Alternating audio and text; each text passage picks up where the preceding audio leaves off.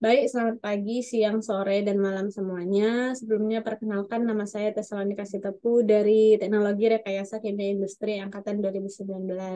Di sini saya akan menjelaskan tentang distilasi azeotrop yang dibimbing oleh Bapak Muhammad Endi Julianto, Sarjana Teknik, Magister Teknik. Jadi sebelumnya campuran azeotrop itu merupakan campuran dua atau lebih komponen pada suatu komposisi tertentu, di mana komposisi ini tidak dapat berubah hanya melalui distilasi biasa. Dikarenakan komponen yang terikat itu sangat kuat serta memiliki titik didih yang konstan atau relatif sama.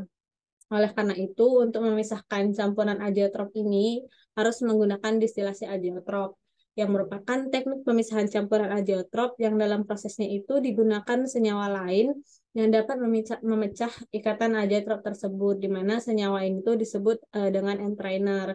Salah satu contoh entrainer itu yaitu ada benzen, sikloheksen, atau toluen. Ini digunakan dalam pemisahan campuran azeotrop yaitu alkohol dan air. Untuk prinsip kerja distilasi azeotrop ini yaitu entrainer ini akan ditambahkan ke dalam senyawa azeotrop yang akan dipisahkan, lalu entrainer akan mempengaruhi volatilitas salah satu komponen dalam campuran azeotrop tersebut sehingga akan berikatan dengan salah satu komponen dan akan terbentuk ternary azeotrop yang kemudian didistilasi sehingga akan didapatkan salah satu komponen murninya. Ya, selanjutnya yaitu ada penerapan distilasi azeotrop, yaitu pemisahan etanol dengan air dengan menggunakan distilasi azeotrop. Jadi etanol ini dihasilkan dari wort yang difermentasi menjadi wine, di mana wort ini merupakan campuran buah-buahan dengan air yang akan difermentasi dengan penambahan ragi di dalam fermentor sehingga akan menghasilkan wine atau alkohol. Proses fermentasi ini terjadi di fermentor, di mana terjadi reaksi sehingga menghasilkan alkohol atau wine dan karbon dioksida.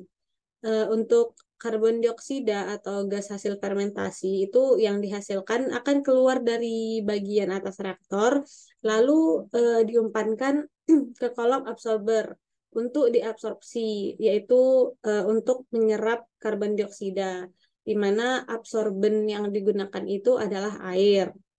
Pada kolom absorber ini terjadi proses penyerapan karbon dioksida oleh air, di mana air itu akan mengikat karbon dioksida, lalu akan keluar dari top kolom absorber.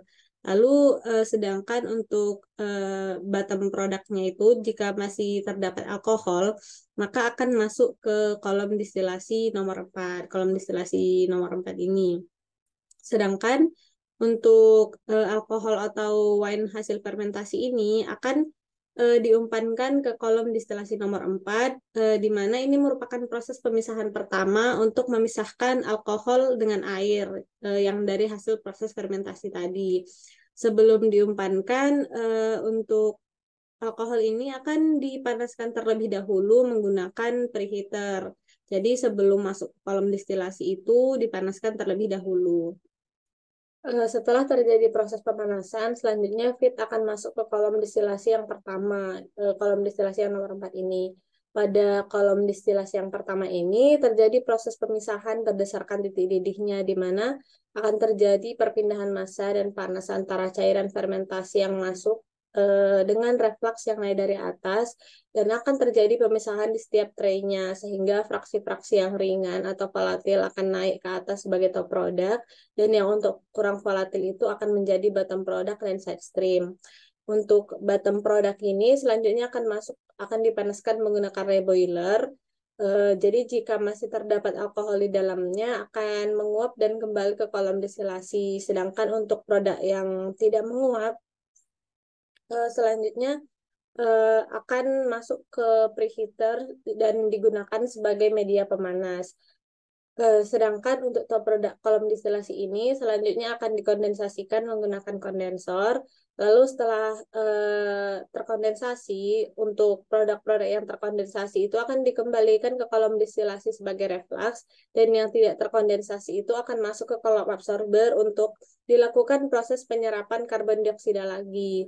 Sedangkan untuk side streamnya itu akan diumpankan ke kolom distilasi yang kedua, yaitu kolom distilasi pemurnian yang bertujuan mendapatkan etanol dengan konsentrasi yang lebih murni, yaitu 94%.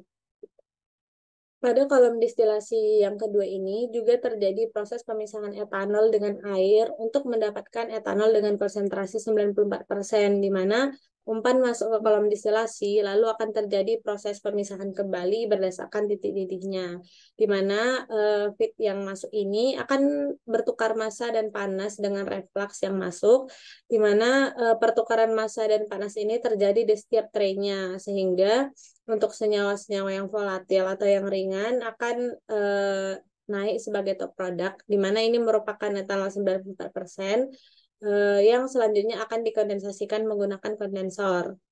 Setelah dikondensasikan, sebagian produk ini akan dikembalikan ke kolom distilasi sebagai reflux, dan sebagian akan sebagai produk yang akan didistilasikan kembali menggunakan distilasi azeotrop, di mana produk ini sudah membentuk ikatan azeotrop, yaitu air dan etanol yang sudah tidak dapat dipisahkan lagi menggunakan distilasi biasa.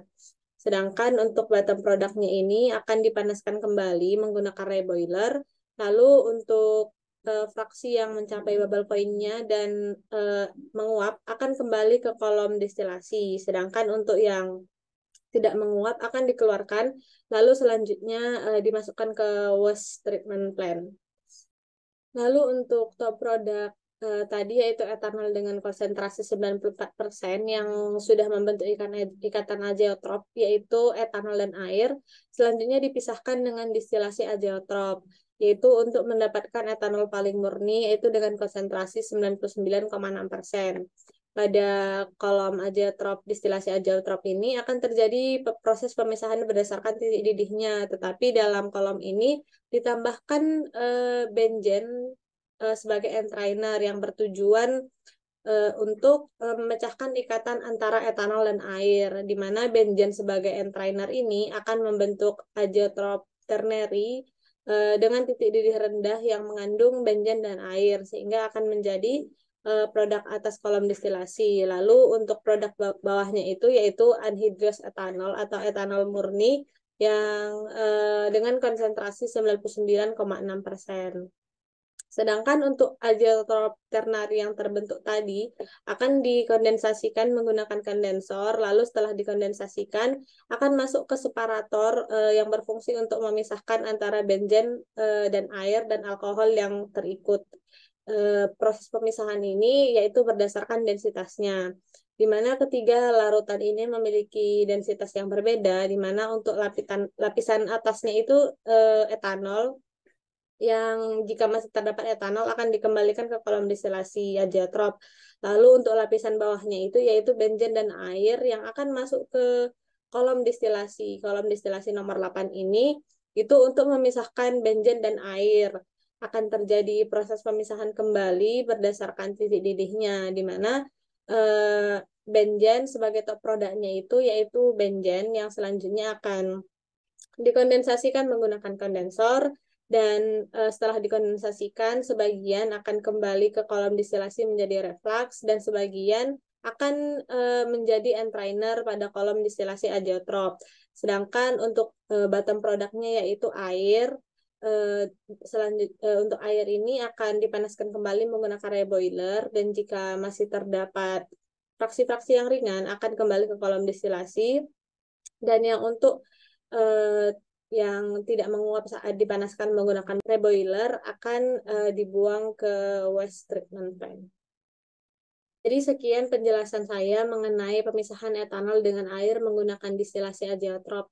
Jika ada salah kata, saya memohon maaf. Terima kasih.